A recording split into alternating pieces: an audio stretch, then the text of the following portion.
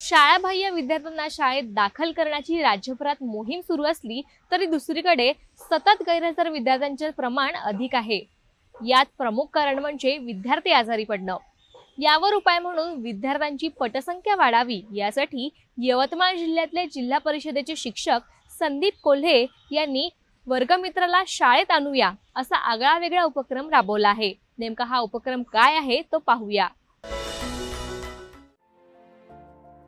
कळंब पंचायत समिती अंतर्गत असलेल्या सुकळी येथील जिल्हा परिषद शाळेत संदीप कोल्हे सहाय्यक शिक्षक पदावर कार्यरत आहेत। या शाळेत इयत्ता 1ली ते 5वी पर्यंतचे जवळपास 150 विद्यार्थी पटावर आहेत। यापैकी कोणता विद्यार्थी आजारी पडला असेल तर शाळेतील संपूर्ण विद्यार्थ्यांची आगगाडी केली जाते।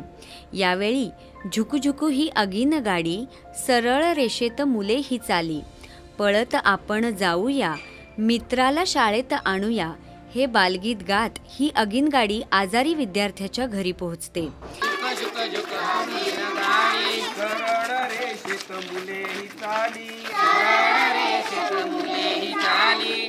काही कारणास्तव पालकांच्या कारणास्तव तो गैरहजर असेल तर अशा वेळेस मुलांना शाळेत येण्यासाठी प्रेरित करण्यासाठी आणि पालकांचं समुपदेशन करण्यासाठी आपला हा उपक्रम म्हणजे आगगाडीत बसूया शाळेला जाऊया आपण राबवतो। तर मुलांशी संवाद साधला जातो, मुलांशी आपुलकीने विचारला जाते, चौकशी केली जाते, एक प्रेमळता त्यांच्यामध्ये निर्माण होतो, पालकांशी संवाद साधला जातो आणि समजा जर तो मुलगा आजारी असेल तर त्या पालकाचं समुपदेशन सुद्धा केलं जातं। ही मुलं तेथे गेल्यावर त्याच्यासोबत गप्पा गोष्टी करतात, त्याची विचारपूस करतात आणि शाळेत येण्याचा आग्रह धरतात, त्याला खाऊ देतात।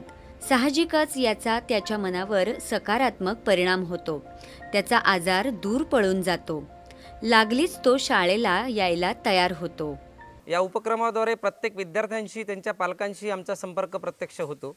मुलं आगगाडी बनवून त्यांच्या घरापर्यंत जातात, त्यांच्या समस्या जाणून घेतात आणि समस्या जाणून घेतल्यानंतर जर आजारी असेल तर त्यांना शुभेच्छा देतात लवकर बरे होण्याच्या, आणि इतर कारणं असतील तर त्यांना त्या आगगाडीमध्ये त्यांना समाविष्ट करून शाळेपर्यंत घेऊन येतात। माझी मुलगी जानू कधी कधी आजारी पडली, घरी पाहुणे वगैरे असले म्हणजे शाळेत जायला कंटाळा करते आणि मग सर मुलांची आगगाडी घेऊन येते, तिला समजून सांगते, मग तिला आनंद होता आणि ती पटकन तयार होते आणि शाळेत जाते। या अनोख्या उपक्रमामुळे शाळेतील विद्यार्थ्यांची पटसंख्या वाढण्यास मदत झाली आहे।